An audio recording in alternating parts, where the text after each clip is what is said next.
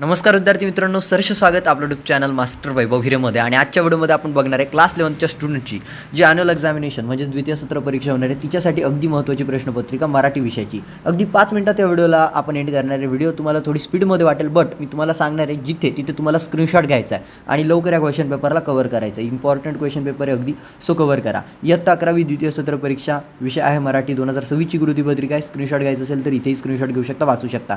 आता विभाग 1 आहे ज्यामध्ये विद्यार्थी मित्रांनो तुम्हाला गद्य गुण 20 दिलेले आहेत, म्हणजेच पाठ्यपुस्तकातील आधारित उतारा, त्यावरती काही प्रश्न तुम्हाला माहितीच आहे. सो बघा, हा उतारा तुम्हाला दिला विद्यार्थी मित्रांनो. आय थिंक वहिनींचा सल्ला असंच काहीतरी चॅप्टरचं नाव आहे तुमच्या. स्क्रीनशॉट घ्यायचा. ओके विद्यार्थी मित्रांनो, तुम्ही स्क्रीनशॉट घेतलं असेल. आता यावरती काय प्रश्न आहे? सगळ्यात पहिला प्रश्न आहे, आकृतीबंध पूर्ण करायचा आहे. निशाताईच्या सल्ल्याचा आस्वाद घेणाऱ्या प्रेक्षकांची अवस्था कशी होती ते लिहायची आहे. त्यानंतर आहे एका स्पष्ट वाक्यात उत्तरे पूर्ण करायची आहे. उषा वहिनींचा सल्ला आणि निशा वहिनींचा सल्ला, तर ते लिहायचं विद्यार्थी मित्रांनो. फक्त स्पष्ट वाक्यात उत्तरे द्यायची आहेत. उतारा आधी वाचा. उतारा स्क्रीनशॉट घेतला नसेल तर 3 ते 4 सेकंदाचा वेळ तुम्हाला देतोय. मी बोलतोय तोपर्यंत स्क्रीनशॉट घ्या आणि वाचा आणि त्यानंतर प्रश्नांची उत्तरे द्या. त्यानंतर आहे अ3मध्ये स्त्रीने स्वतःच्या आत्मसन्मानाला जपले पाहिजे या विषयावर तुमचे विचार लिहायचे आहेत विद्यार्थी मित्रांनो, किंवा सल्ला मागण्यासाठी मांडलेल्या समस्यांविषयी तुमचे मत लिहायचे आहे. आता प्रश्न 1 ब मध्ये, कृती ब मध्ये अजून एक उतारा दिला आहे, त्यावरती काय प्रश्न दिले आहेत बघा. हा उत्तरा दिलेला आहे विद्यार्थी मित्रांनो. तर तुम्ही याचा स्क्रीनशॉट घ्या. उत्तरा थोडा मोठा आहे. ओके, काही प्रॉब्लेम नाही आहे. स्क्रीनशॉट घेऊन टाका. व्हिडिओला हाय क्वालिटीवरती सेट करा म्हणजे तुम्हाला क्लिअर दिसेल आणि तुम्ही स्क्रीनशॉट घेऊ शकाल. तर बघूयात काय प्रश्न दिलेली आहेत. प्रश्न काय दिले आहेत ते आता आपल्याला बघायचं विद्यार्थी मित्रांनो. तर प्रश्न आहे, कोणते लिहा म्हटलेलं आहे. ज्याच्या पायाच्या पुण्याईने माणसाला धान्य मिळते. कोण असेल? आय थिंक सो शेतकरीच असेल, बट तुम्ही पाठ्यपुस्तकाच्या म्हणजे हा जो काही उत्तरा दिलेला आहे ना त्याच्या आधारे तुम्हाला उत्तर लिहायचं आहे. त्यानंतर आपल्या काव्यातला विचार सुभाषितांमधून सांगतात. कोण सांगतात ते लिहायचं आहे. त्यानंतर ब2मध्ये आहे, प्रस्तुत उत्तरात दिलेल्या कवितेच्या उदाहरणातून यमक जुळणाऱ्या शब्दांच्या जोड्या शोधून लिहा. थंडीसाठी काय आलं विद्यार्थी मित्रांनो? यमक जुळणाऱ्या जोड्या तुम्हाला शोधून लिहायच्या आहेत. आणि त्यानंतर अजून एक शब्द आलेला आहे, घाईसाठी काय आलेला आहे? पुण्याई. आणि थंडीसाठी काय आलेला विद्यार्थी मित्रांनो? जरा शोधा कवितेमध्ये, म्हणजे आपल्यालाही सापडेल, तुम्हालाही सापडेल. थंडीसाठी दिंडी शब्द आलेला आहे, बघू शकता स्क्रीनवरती. त्यानंतर विद्यार्थी मित्रांनो ब3मध्ये, वहिनीसोबत शेताला निघाल्या की काव्य पले निघालेच रांगण्यावर या विधानाचा सूक्ष्म अर्थ स्पष्ट करा. वहिनीसोबत शेताला निघाल्या की काव्य पले निघालेच रांगण्यावर. विद्यार्थी मित्रांनो, पहिले तर उतारा वाचा, तेव्हाच तुम्हाला समजेल. मलाही समजत नाही आहे, बट उतारा वाचा म्हणजे तुम्हाला याची उत्तरे सोप्या पद्धतीने लिहिता येतील. अर्थ स्पष्ट करायचा आहे. किंवा वहिनींच्या काव्यातील भाषेची वैशिष्ट्ये लिहायची आहेत. आता कृती 1 क मध्ये अजून एक उतारा दिलेला आहे विद्यार्थी मित्रांनो. इंजिनियर्सवरती आहे का, अभियंतावरती आहे ना? ओके, बघा याचा स्क्रीनशॉट घ्या विद्यार्थी मित्रांनो. आणि त्यावरती काय प्रश्न दिलेले आहेत ते आपल्याला सोडवायचे आहेत. होप तुम्ही स्क्रीनशॉट घेतलं असेल.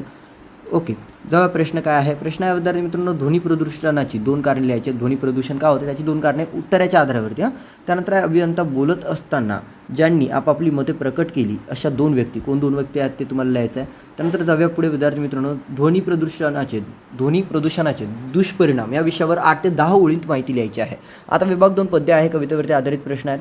जी ही कविता तुम्हाला असणार आहे त्यावरती प्रश्न असणार आहे, ती कविता तुम्हाला वाचायची आहे. तर पैंजण ही कविता दिलेली आहे विद्यार्थी मित्रांनो. हिचा तुम्ही स्क्रीनशॉट घ्या, हाय क्वालिटीवरती सेट करा आणि देन ही कविता वाचा. देन यावरती काही क्वेश्चन्स आहेत ते तुम्हाला सॉल्व करायचे आहेत. स्क्रीनशॉट घेत चला, जिथे तुम्हाला समजत नसेल तिथे स्क्रीनशॉट घ्या. यामध्ये पहिल्यामध्येच म्हटलं आहे, चौकटी पूर्ण करा. आजीचा दागिना, कवयित्रीने हृदयावर केलेल्या गोष्टी. चौकट पूर्ण करायची, ते चौकट असणार आहे ती तुम्हाला फिलअप करायची. त्यानंतर एका वाक्यात उत्तरे लिहा. आई कोणासाठी घरभर बागडायला.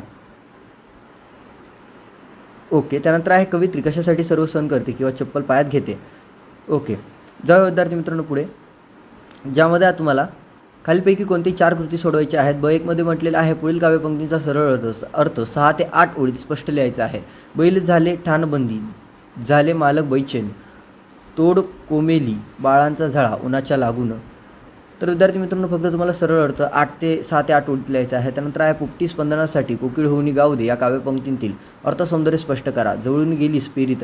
तर विद्यार्थी मित्रांनो, इथे या सर्व प्रश्नांचा बस 6 पर्यंतचे जे प्रश्न दिसत आहेत स्क्रीनवरती, याचा स्क्रीनशॉट घेऊन टाका आणि तुम्ही तुमच्या पद्धतीने उत्तर लिहा. विभाग 3कडे जाऊया. साहित्य प्रकार आहे, नाटकवरती प्रश्न आहेत. तर नाटकवरती सर्वप्रथम उतारा दिलेला आहे तुम्हाला हा नाटकावरती, तर याचा स्क्रीनशॉट घ्या आणि यावरती जे प्रश्न आहेत ती आपल्याला सोडवायचे. सोपं करून दिलं, अगदी उतारा दिला आणि मग प्रश्न विचारलेले आहेत. तर बघा, चौकटी पूर्ण करा म्हटलेलं आहे. नाटकात सर्वात महत्त्वाची असते ती संहिता. त्यानंतर आहे, नाटकांची रंग वाढवतात कोण, तर ते लिहायचं आहे. तर विद्यार्थी मित्रांनो, फक्त एका चौकटीत उत्तर लिहा. त्यानंतर एका वाक्यात उत्तर लिहा. नाटकाचे यश कथावर अवलंबून असते. एका वाक्यात उत्तर लिहायचं आहे. त्यानंतर आहे, नाटकातील कशावर अवलंबून असते, नाटकाचे यश कशावर अवलंबून असते. त्यानंतर दुसरा आहे, नाटकातील संघर्ष कसा निर्माण होतो.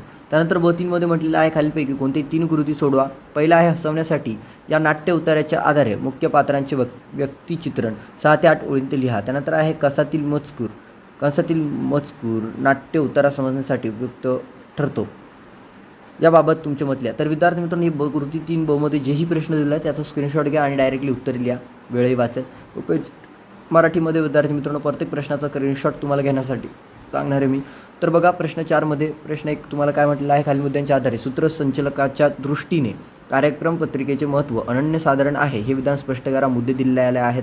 त्यानंतर आहे विद्यार्थी मित्रांनो दुसरं देखील अनुभव कथा लिहायची आहे. ओके, सो तुम्हाला मुद्दे वगैरे दिले आहेत. स्क्रीनशॉट घ्या, याचाही स्क्रीनशॉट घ्या. तिसऱ्या आणि चौथ्या प्रश्नाचा देखील विद्यार्थी मित्रांनो तुम्हाला स्क्रीनशॉट घ्यायचा आणि याची उत्तरे तुम्हाला लिहायची आहेत. त्यानंतर आहे चांगल्या अनुभवदिनीचे वैशिष्ट्य तुमच्या शब्दांत लिहा आणि याचा स्क्रीनशॉट घ्या आणि उत्तर लिहा. आता विभाग 5 व्याकरण आहे. व्याकरणचा देखील स्क्रीनशॉट घ्या विद्यार्थी मित्रांनो. याच्यासाठी 14 गुण आहेत. स्क्रीनशॉट घेऊन टाका. त्यानंतर आहे विद्यार्थी मित्रांनो याचा देखील स्क्रीनशॉट घ्या. तुम्हाला पर्याय वगैरे दिले आहेत. सर्व क्वेश्चन पेपरचा मी ते स्लाईड करतो आहे. सो तुम्ही फक्त आणि फक्त स्क्रीनशॉट घ्या. फक्त वेळ वाचवायचा आहे, कारण अनेक विद्यार्थी असे आहेत ज्यांचा उद्या पेपर आहे. कमेंट सेक्शनमध्ये सांगा कोणाकोणाचा उद्या पेपर आहे आणि ते आज आलेले आहेत. ओके, तुम्ही फक्त एवढंच सांगा की कोणाचा उद्या पेपर आहे. तर आता मोस्ट इम्पॉर्टंट टॉपिक डिस्कस करूया. होप क्वेश्चन पेपरचा स्क्रीनशॉट तुम्ही घेतला असेल. ही क्वेश्चन पेपर अगदी महत्त्वाची आहे 2026ची आहे, परंतु 100% तुमच्या कॉलेजमध्ये येईल का याची कोणत्याही प्रकारे आम्ही खात्री घेऊ शकत नाही. सो तुम्हाला अगदी महत्त्वाची आहे, तुम्ही सराव करा. चॅनलला सबस्क्राईब केलं नसेल सो व्हिडिओला लाईक आणि चॅनलला सबस्क्राईब करायला देखील विसरू नका. तुम्हा सर्वांना तुमच्या ॲन्युअलच्या मराठीच्या पेपरसाठी खूप खूप शुभेच्छा. या व्हिडिओला इथेच थांबवतोय. धन्यवाद. थँक्यू. All the best.